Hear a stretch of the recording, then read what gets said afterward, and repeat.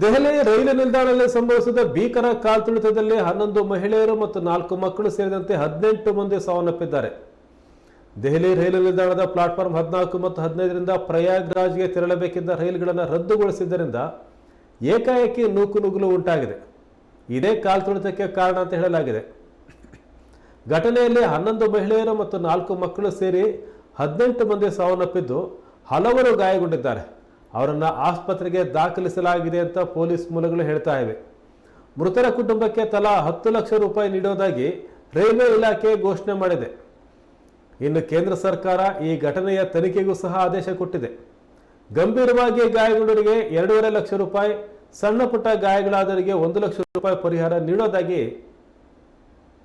Railway ಇಲಾಖೆ ತಿಳಿಸಿದೆ.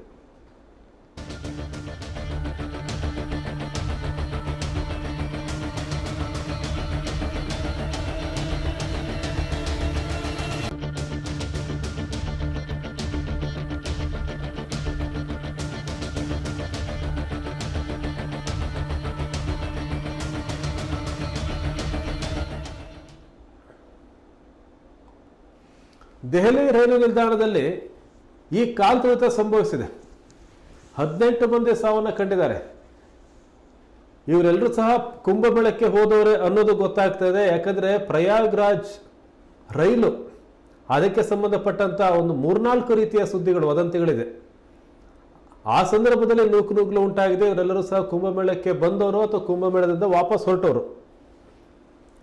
ಅಲ್ಲಿ ಪ್ರಯಾಗ್ರಾಜ್ಗೆ ಹೋಗಬೇಕಾಗಿದ್ದ ರೈಲು 14 ಮತ್ತು 15ನೇ ಪ್ಲಾಟ್ಫಾರ್ಮ್ನ ರೈಲು ರದ್ದಾಗಿದೆ ಅಂತಕ್ಕಂಥ ಒಂದು ಮಾಹಿತಿ ಇದೆ.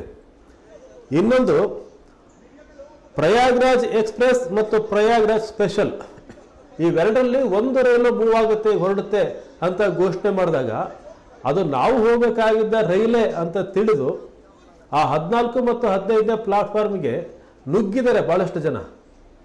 ಆಗ ಆ ಮೆಟ್ಟಿಲುಗಳ ಮೇಲೆ ಹೋಗ್ತಾ ಇರೋರು ಮತ್ತೆ ಬರ್ತಾ ಇರೋರು ಮುಖಾಮುಖಿ ಆಗಿದ್ದರಿಂದ ಅಲ್ಲಿ ಕಾಲ್ತುಳಿತ ಸಂಭವಿಸಿದೆ ಅಂತಕ್ಕಂಥ ಮತ್ತೊಂದು ಮಾಹಿತಿ ಇದೆ. ಇನ್ನೊಂದು ಮಾಹಿತಿ, ಆ ಮೆಟ್ಲಲ್ಲಿ ಬರ್ತಾ ಇರಬೇಕಾದ್ರೆ ಬಹಳಷ್ಟು ಜನಕ್ಕೆ ಅಲ್ಲಿ ನಿಂತ್ಕೊಳ್ಳೋಕ್ಕಾಗಲಿಲ್ಲ. ಆ ತಳ್ಳಾಟ ನೂಕಾಟದಲ್ಲಿ ಕೆಲವರು ಮೆಟ್ಲುಗಳ ಮೇಲೆಯೇ ಬಿದ್ದರು. ಅವರು ಬಿದ್ದಂಥ ಸಂದರ್ಭದಲ್ಲಿ ಅವರು ಮುಂದೆ ಇದ್ದರು, ಹಿಂದೆ ಇದ್ದರು ಸಹ ಬಿದ್ದರು. ಆ ಬಿದ್ದವರ ಮೇಲೆ ತುಳಿದುಕೊಂಡು ಹಲವರು ಹೋದರು. ಹಾಗಾಗಿ ಅಲ್ಲಿ ಕಾಲ್ತುಳಿತ ಸಂಭವಿಸಿದೆ ಅಂತಕ್ಕಂಥ ಒಂದು ಮಾಹಿತಿಯೂ ಇದೆ. ಹಾಗಾಗಿ ಇಲ್ಲಿ ಯಾವುದೇ ಮಾಹಿತಿ ಆಗಿರ್ಬೋದು, ಈ ಎಲ್ಲ ಮಾಹಿತಿಗಳಲ್ಲೂ ಸಹ ಸ್ಪಷ್ಟವಾಗಿ ಕಾಣ್ತಾ ಇರೋದು ನಿರ್ವಹಣೆಯ ಅವ್ಯವಸ್ಥೆ. ಅಲ್ಲಿ ರಿಸರ್ವೇಷನ್ ಇಲ್ಲದೇ ಸುಮಾರು 1,500 ಟಿಕೆಟ್ಗಳನ್ನು ಮಾರಾಟ ಮಾಡಲಾಗಿದೆ. ಅಂದರೆ ಅಷ್ಟು ಜನ ಅದೊಂದು ಪ್ಲಾಟ್ಫಾರ್ಮಿಗಾಗಿ ಅಲ್ಲಿ ಹೋಗ್ಲಿಕ್ಕಾಗಿ ಕಾಯ್ತಾ ಇದ್ದಾರೆ ಅಂತ ಗೊತ್ತಾದಾಗ ಆಡಳಿತ ಅಲ್ಲಿ ಏನು ಮಾಡ್ತಾ ಇತ್ತು ಅಂತ. 1,000 ಟಿಕೆಟ್ಗಳು ಮಾರಾಟ ಆಗಿದೆ ಅಂದರೆ ಕನಿಷ್ಠ ಅಷ್ಟು ಜನ ಅಲ್ಲಿ ಇರ್ತಾರೆ ಆ ಪ್ಲಾಟ್ಫಾರ್ಮಲ್ಲಿ ಅಂತ ಅರ್ಥ. ಅದು ಅವರನ್ನು ನಿರ್ವಹಣೆ ಮಾಡಬೇಕಾಗಿತ್ತು. ಇದು ರೈಲ್ವೆ ಇಲಾಖೆಯ ಲೋಪವೋ, ಉತ್ತರ ಪ್ರದೇಶ ಸರ್ಕಾರದ ಲೋಪವೋ, ಕೇಂದ್ರ ಸರ್ಕಾರದ ಲೋಪವೋ, ಅದು ಸ್ಪಷ್ಟವಾಗಿ ತನಿಖೆ ಆಗಬೇಕಾಗಿದೆ. ಹಾಗಾಗಿ ಇಲ್ಲಿ ಬಹಳ ಸ್ಪಷ್ಟವಾಗಿ ಮೇಲ್ನೋಟಕ್ಕೆ ನಿರ್ವಹಣೆಯ ಅವ್ಯವಸ್ಥೆ ಕಾಣ್ತಾ ಇದೆ. ಅದಕ್ಕೆ ಈ ರೀತಿಯ ಕಾಲ್ತುಳಿತ ಸಂಭವಿಸಿದೆ. ಈ ಕುಂಭಮೇಳ ಸಂದರ್ಭದಲ್ಲಿ ಎಲ್ಲಿ ಈ ಥರದ ಅವಘಡಗಳು ಸಂಭವಿಸಿದವೆ ಅಲ್ಲೆಲ್ಲ ಕಡೆನೂ ಸಹ ನಿರ್ವಹಣೆಯ ಲೋಪವೇ ಕಾಣಿಸ್ತಾ ಇರೋದು.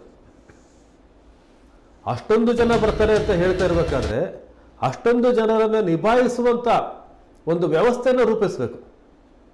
50 ಕೋಟಿ ಜನ ಬರ್ತಾರೆ ಅಂತ ಇದೆ. 50 ಕೋಟಿ ಅದು ಹೇಗೆ ಬರ್ತಾರೋ, 50 ಕೋಟಿ ವಾಸ್ತವ ಲೆಕ್ಕಾಚಾರವು ಅದು ಬೇರೆ ಚರ್ಚೆ. ಆದರೆ ಲಕ್ಷಾಂತರ ಕೋಟ್ಯಾಂತರ ಜನರಂತೂ ಬರ್ತಾರೆ.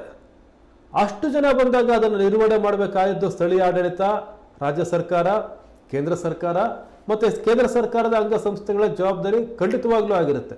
ಇಲ್ಲದಿದ್ದರೆ ಇಂಥ ಅವಘಡಗಳಿಗೆ ಸಾಕ್ಷಿಯಾಗಬೇಕಾಗುತ್ತೆ. ಇದು ಸ್ಪಷ್ಟವಾಗಿ ನಿರ್ವಹಣೆಯ ವೈಫಲ್ಯ.